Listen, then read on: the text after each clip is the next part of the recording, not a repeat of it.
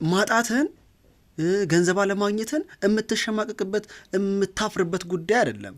ማጣት እኮ በአንተ ውስጥ አይደለም እኮ ታሪክ ሆኖ የተጻፈው። እናት አባት ወላጆች ከነሱ በፊት የነበሩ እናት አባቶቻቸው እኮ በማጣት ውስጥ እኮ ኖረዋል። ሰው ማጣት እኮ ይወራረሳል።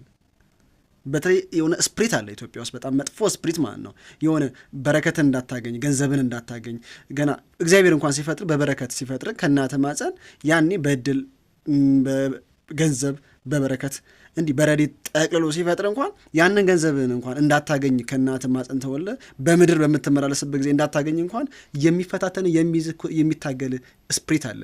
ያ ስፕሪት ኢትዮጵያ በማታውቀው ሲስተም ውስጥ እንዲሁ የሆነ ንቃተ ህሊናቸው በጣም በወረደ አኗኗር ውስጥ ሲኖሩ ያ ስፕሪት ተጋብቷቸው አብሯቸው ኖሯል። ያ ስፕሪት እንደ ልባቸው እግዚአብሔር ገና በእናታቸው ማፀን የሰጣቸውን በረከት ቀለል አድርጎ እንዲያገኙ አይፈቅድላቸውም፣ ይከለክላቸዋል፣ ይይዛቸዋል። በቃ ገብቷል አይደለ?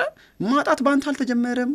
የገንዘብ ችግር እኮ እንደ ሀገር እኮ ኢትዮጵያ እኮ በቃ በደህንነት እኮ የምትታወቀው እኮ ዩሮፕ ብትሄድ ሌላ ኤዥያ ሀገራት ብትሄድ እኮ ኢትዮጵያ እኮ ያቺ ደሃ ሀገር እየተባለች እኮ ነው የምትወራው።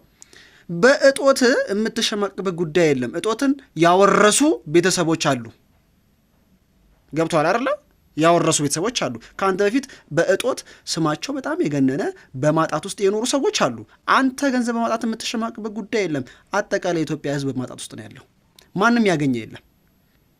ያ የማጣት ታሪክ ኢትዮጵያ ውስጥ በጉልህ ተጽፎ በመጽሐፍም ተምረዋል እኮ አባቴ። ምንም የምትሸማቅበት ጉዳይ የለም። ገንዘብ ለመስራት በምትንቀሳቀስበት እንቅስቃሴ በየትኛውም እንቅስቃሴ ውስጥ ስትሰማራ ስትሳተፍ ምንም ወደኋላ ሸምቅቅ ብለህ የምትመለስበት ጉዳይ የለም።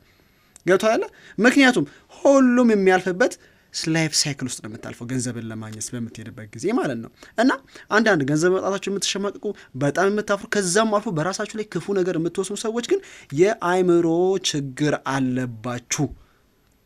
ማንም ገና ሳይሰራ ወይ ደግሞ ማንም ያለ እድል ማንም ያለ በረከት ማንም ያለ ገንዘብ የተፈጠረ ሰው የለም በምድር። ይሄ የሰው ልጅ የተፈጥሮ ሀቅ ነው።